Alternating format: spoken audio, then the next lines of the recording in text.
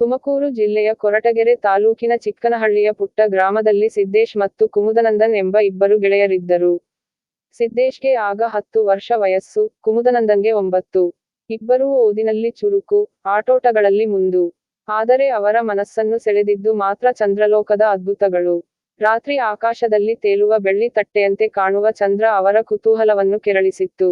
ಒಂದು ದಿನ ಶಾಲೆಯಲ್ಲಿ ಶಿಕ್ಷಕರು ಚಂದ್ರಯಾನದ ಬಗ್ಗೆ ಪಾಠ ಮಾಡುತ್ತಿದ್ದರು.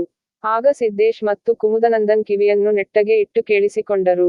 ಚಂದ್ರನ ಮೇಲಿರುವ ಮಣ್ಣು, ಅಲ್ಲಿನ ವಾತಾವರಣ, ಗಗನಯಾತ್ರಿಗಳು ಅಲ್ಲಿ ಇಳಿದು ಮಾಡಿದ ಸಂಶೋಧನೆಗಳು, ಎಲ್ಲವೂ ಅವರಿಗೆ ಅಚ್ಚರಿ ಮೂಡಿಸಿತ್ತು.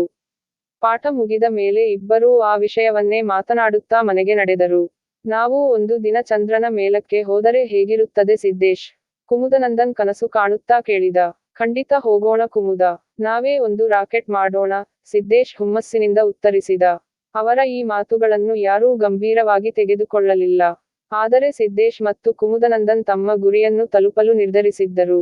ಹಳೆಯ ಪೇಪರ್ಗಳು, ರಟ್ಟಿನ ಡಬ್ಬಿಗಳು, ಪ್ಲಾಸ್ಟಿಕ್ ಬಾಟಲಿಗಳು, ಹೀಗೆ ಸಿಕ್ಕಿದ ಕಸವನ್ನೆಲ್ಲ ಸಂಗ್ರಹಿಸಿ ರಾಕೆಟ್ ತಯಾರಿಸಲು ಪ್ರಾರಂಭಿಸಿದರು. ಊರಿನವರೆಲ್ಲ ಅವರನ್ನು ನೋಡಿ ನಗುತ್ತಿದ್ದರು. ಈ ಪುಟ್ಟ ಹುಡುಗರು ರಾಕೆಟ್ ಮಾಡ್ತಾರಂತೆ ಎಂದು ಗೇಲಿ ಮಾಡುತ್ತಿದ್ದರು. ಆದರೆ ಸಿದ್ದೇಶ್ ಮತ್ತು ಕುಮುದನಂದನ್ ತಮ್ಮ ಕೆಲಸದಲ್ಲಿ ಮಗ್ನರಾಗಿದ್ದರು. ದಿನಗಳು ಉರುಳಿದವು. ಅವರ ರಾಕೆಟ್ ನಿಧಾನವಾಗಿ ಆಕಾರ ಪಡೆಯುತ್ತಿತ್ತು. ಅದಕ್ಕೆ ಬಣ್ಣ ಹಾಕಿದರು, ಕಿಟಕಿಗಳನ್ನು ಮಾಡಿದರು. ರಾಕೆಟ್ನ ಒಳಗೆ ಕೂರಲು ಚಿಕ್ಕದಾದ ಜಾಗವನ್ನು ಸಿದ್ಧಪಡಿಸಿದರು. ಆದರೆ ರಾಕೆಟ್ ಅನ್ನು ಚಲಾಯಿಸುವುದು ಹೇಗೆ? ಅವರಿಗೆ ತಿಳಿದಿರಲಿಲ್ಲ. ಒಂದು ದಿನ ಸಿದ್ದೇಶ್ ಅವರ ತಾತಯ್ಯನ ಹತ್ತಿರ ಕುಳಿತಿದ್ದಾಗ ಹಳೆಯ ಪುಸ್ತಕವೊಂದು ಅವನಿಗೆ ಸಿಕ್ಕಿತು. ಅದು ವಿಜ್ಞಾನಕ್ಕೆ ಸಂಬಂಧಿಸಿದ ಪುಸ್ತಕವಾಗಿತ್ತು. ಅದರಲ್ಲಿ ರಾಕೆಟ್ ಹೇಗೆ ಕೆಲಸ ಮಾಡುತ್ತದೆ ಎಂಬುದರ ಬಗ್ಗೆ ವಿವರಣೆ ಇತ್ತು. ಸಿದ್ದೇಶ್ ಅದನ್ನು ಕುಮುದನಂದನ್ಗೆ ತೋರಿಸಿದ. ಇಬ್ಬರೂ ಕೂತು ಆ ಪುಸ್ತಕವನ್ನು ಓದಿದರು. ರಾಕೆಟ್ ಉಡಾವಣೆಗೆ ಪ್ರಬಲವಾದ ಇಂಧನ ಬೇಕಾಗುತ್ತದೆ ಎಂದು ಅವರಿಗೆ ತಿಳಿದುಬಂತು. ಆದರೆ ಅಂತಹ ಇಂಧನವನ್ನು ಎಲ್ಲಿಂದ ತರುವುದು? ಅದು ಅವರಿಗೆ ದೊಡ್ಡ ಸಮಸ್ಯೆಯಾಯಿತು. ಊರಿನಲ್ಲೆಲ್ಲ ವಿಚಾರಿಸಿದರು, ಯಾರಿಗೆ ತಿಳಿದಿರಲಿಲ್ಲ. ಕೊನೆಗೆ ಬೇಸರದಿಂದ ಕುಳಿತಿದ್ದಾಗ ಕುಮುದನಂದನ್ಗೆ ಒಂದು ಯೋಚನೆ ಬಂತು. ಅವರ ಮನೆಯ ಹಿತ್ತಲಿನಲ್ಲಿರುವ ದೊಡ್ಡ ತೆಂಗಿನ ಮರವನ್ನು ನೋಡಿದ. ಸಿದ್ದೇಶ್, ತೆಂಗಿನಕಾಯಿಯಿಂದ ಏನಾದರೂ ಮಾಡಬಹುದಾ ಎಂದು ಕೇಳಿದ. ಸಿದ್ದೇಶ್ಗೆ ತಕ್ಷಣಕ್ಕೆ ಏನೂ ಹೊಳೆಯಲಿಲ್ಲ. ಆದರೆ ಮತ್ತೆ ಆ ಪುಸ್ತಕವನ್ನು ತೆಗೆದು ನೋಡಿದಾಗ ಅದರಲ್ಲಿ ಸಸ್ಯಗಳಿಂದ ಇಂಧನವನ್ನು ತಯಾರಿಸುವ ಬಗ್ಗೆ ಒಂದು ಅಧ್ಯಾಯವಿತ್ತು. ತೆಂಗಿನ ಎಣ್ಣೆಯನ್ನು ಬಳಸಿ ರಾಕೆಟ್ಗೆ ಬೇಕಾದ ಇಂಧನವನ್ನು ತಯಾರಿಸಬಹುದು ಎಂದು ಅವರಿಗೆ ಆಶ್ಚರ್ಯವಾಯಿತು. ತಕ್ಷಣ ಇಬ್ಬರೂ ಸೇರಿ ತೆಂಗಿನಕಾಯಿಗಳನ್ನು ಸಂಗ್ರಹಿಸಿದರು. ಅವುಗಳನ್ನು ಒಡೆದು ಎಣ್ಣೆಯನ್ನು ತೆಗೆಯಲು ಪ್ರಾರಂಭಿಸಿದರು. ಇದು ಬಹಳ ಕಷ್ಟದ ಕೆಲಸವಾಗಿತ್ತು. ಆದರೆ ಚಂದ್ರನ ಮೇಲೆ ಹೋಗುವ ಕನಸು ಅವರ ಶ್ರಮವನ್ನು ಮರೆಸುವಂತೆ ಮಾಡಿತ್ತು. ದಿನಗಟ್ಟಲೆ ಅವರು ಎಣ್ಣೆ ತೆಗೆಯುವ ಕೆಲಸ ಮಾಡಿದರು. ಒಂದು ದೊಡ್ಡ ಡಬ್ಬಿಯಲ್ಲಿ ಸಾಕಷ್ಟು ಎಣ್ಣೆ ಸಂಗ್ರಹವಾಯಿತು.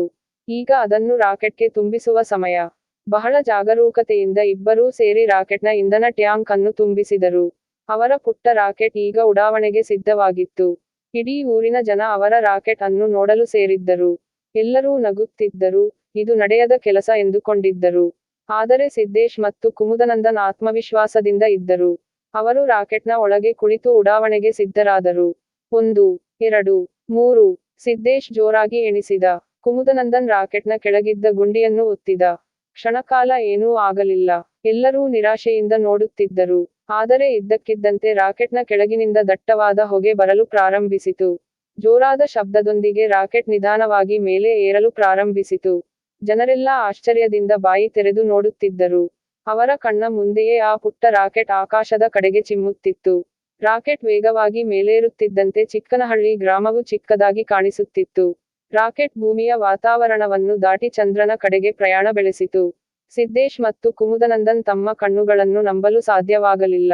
ಅವರ ಕನಸು ನನಸಾಗುತ್ತಿತ್ತು. ದೀರ್ಘ ಪ್ರಯಾಣದ ನಂತರ ಅವರ ರಾಕೆಟ್ ಚಂದ್ರನ ಅಂಗಳದಲ್ಲಿ ಇಳಿಯಿತು. ಇಬ್ಬರೂ ಸಂತೋಷದಿಂದ ರಾಕೆಟ್ನಿಂದ ಹೊರಬಂದರು. ಚಂದ್ರನ ಮೇಲಿನ ವಿಚಿತ್ರವಾದ ಮಣ್ಣು, ಅಲ್ಲಿದ್ದ ಕಲ್ಲುಗಳು ಅವರನ್ನು ಬೆರಗುಗೊಳಿಸಿದವು. ಭೂಮಿಯಿಂದ ನೋಡಿದಾಗ ಬೆಳ್ಳಗೆ ಕಾಣುತ್ತಿದ್ದ ಚಂದ್ರ ಇಲ್ಲಿ ಬೂದು ಬಣ್ಣದ್ದಾಗಿತ್ತು. ಅವರು ಚಂದ್ರನ ಮೇಲೆ ಅಡ್ಡಾಡಿದರು, ಅಲ್ಲಿನ ಮಣ್ಣನ್ನು ಮುಟ್ಟಿ ನೋಡಿದರು, ಫೋಟೋಗಳನ್ನು ತೆಗೆದುಕೊಂಡರು. ಸಿದ್ದೇಶ್ ತನ್ನ ವಿಜ್ಞಾನ ಪುಸ್ತಕದಲ್ಲಿ ಓದಿದ್ದ ವಿಷಯಗಳನ್ನು ನೆನಪಿಸಿಕೊಂಡ. ಕುಮುದನಂದನ್ ಚಂದ್ರನ ಮೇಲೆ ಓಡಾಡುತ್ತಾ ಕುಪ್ಪಳಿಸುತ್ತಿದ್ದ. ಭೂಮಿಯ ಗುರುತ್ವಾಕರ್ಷಣೆ ಇಲ್ಲದ ಕಾರಣ ಅಲ್ಲಿ ನಡೆಯುವುದು ಬಹಳ ವಿಚಿತ್ರವಾಗಿತ್ತು. ಅವರು ಚಂದ್ರನ ಮೇಲೆ ಒಂದು ಚಿಕ್ಕ ಪ್ರಯೋಗವನ್ನು ಮಾಡಿದರು. ಭೂಮಿಯಿಂದ ತಂದಿದ್ದ ಒಂದು ಸಣ್ಣ ಗಿಡದ ಬೀಜವನ್ನು ಅಲ್ಲಿ ನೆಟ್ಟರು. ಚಂದ್ರನ ವಾತಾವರಣದಲ್ಲಿ ಅದು ಹೇಗೆ ಬೆಳೆಯುತ್ತದೆ ಎಂದು ನೋಡಲು ಅವರಿಗೆ ಕುತೂಹಲವಿತ್ತು. ಕೆಲವು ಗಂಟೆಗಳ ಕಾಲ ಚಂದ್ರನ ಮೇಲೆ ಕಳೆದ ನಂತರ ಅವರು ಭೂಮಿಗೆ ಹಿಂತಿರುಗಲು ನಿರ್ಧರಿಸಿದರು. ಮತ್ತೆ ರಾಕೆಟ್ ಏರಿ ಕುಳಿತರು. ರಾಕೆಟ್ ಚಂದ್ರನ ಮೇಲ್ಮೈಯಿಂದ ಮೇಲೆದ್ದು ಭೂಮಿಯ ಕಡೆಗೆ ಪ್ರಯಾಣ ಬೆಳೆಸಿತು. ಅವರು ಸುರಕ್ಷಿತವಾಗಿ ಚಿಕ್ಕನಹಳ್ಳಿಗೆ ಮರಳಿದರು. ಇಡೀ ಊರು ಅವರನ್ನು ಅದ್ಭುತ ಸಾಧನೆಗಾಗಿ ಅಭಿನಂದಿಸಿತು. ಶಾಲೆಯಲ್ಲಿ ಅವರಿಗೆ ದೊಡ್ಡ ಸನ್ಮಾನ ಸಮಾರಂಭವನ್ನು ಏರ್ಪಡಿಸಲಾಯಿತು. ಶಿಕ್ಷಕರು ಮತ್ತು ಊರಿನ ಹಿರಿಯರು ಅವರ ಧೈರ್ಯ ಮತ್ತು ಸಂಶೋಧನಾ ಮನೋಭಾವವನ್ನು ಕೊಂಡಾಡಿದರು. ಸಿದ್ದೇಶ್ ಮತ್ತು ಕುಮುದನಂದನ್ ಅವರ ಈ ಸಾಹಸವು ಇಡೀ ದೇಶಕ್ಕೆ ಮಾದರಿಯಾಯಿತು. ಚಿಕ್ಕ ವಯಸ್ಸಿನಲ್ಲೇ ಅವರು ತಮ್ಮ ಕನಸನ್ನು ನನಸು ಮಾಡಿಕೊಂಡಿದ್ದರು. ಅವರ ಕತೆ ಪತ್ರಿಕೆಗಳಲ್ಲಿ, ಟಿವಿಗಳಲ್ಲಿ ಪ್ರಸಾರವಾಯಿತು. ದೇಶದಾದ್ಯಂತ ಮಕ್ಕಳು ಅವರನ್ನು ಆದರ್ಶವಾಗಿ ತೆಗೆದುಕೊಂಡರು. ಮುಂದೆ ಸಿದ್ದೇಶ್ ಮತ್ತು ಕುಮುದನಂದನ್ ವಿಜ್ಞಾನಿಗಳಾದರು. ಅವರು ಬಾಹ್ಯಾಕಾಶ ಸಂಶೋಧನೆಯಲ್ಲಿ ತಮ್ಮನ್ನು ತೊಡಗಿಸಿಕೊಂಡರು. ಅವರು ಅನೇಕ ಹೊಸ ಆವಿಷ್ಕಾರಗಳನ್ನು ಮಾಡಿದರು ಮತ್ತು ಭಾರತದ ಬಾಹ್ಯಾಕಾಶ ಕಾರ್ಯಕ್ರಮಕ್ಕೆ ಮಹತ್ವದ ಕೊಡುಗೆ ನೀಡಿದರು. ಚಿಕ್ಕನಹಳ್ಳಿಯ ಆ ಇಬ್ಬರು ಪುಟ್ಟ ಹುಡುಗರ ಚಂದ್ರಯಾನದ ಕತೆ ಇಂದಿಗೂ ಎಲ್ಲರಿಗೂ ಸ್ಫೂರ್ತಿ ನೀಡುತ್ತದೆ. ಕನಸುಗಳನ್ನು ಕಾಣುವುದು ಮತ್ತು ಅವುಗಳನ್ನು ನನಸು ಮಾಡಲು ಪ್ರಯತ್ನಿಸುವುದು ಎಷ್ಟು ಮುಖ್ಯ ಎಂದು ಅವರ ಜೀವನ ತೋರಿಸಿಕೊಡುತ್ತದೆ. ಕಷ್ಟಪಟ್ಟು ದುಡಿದರೆ ಮತ್ತು ಆತ್ಮವಿಶ್ವಾಸದಿಂದಿದ್ದರೆ ಏನು ಬೇಕಾದರೂ ಸಾಧಿಸಬಹುದು ಎಂಬುದಕ್ಕೆ ಸಿದ್ದೇಶ್ ಮತ್ತು ಕುಮುದನಂದನ್ ಅವರ ಸಾಹಸವೇ ಸಾಕ್ಷಿ.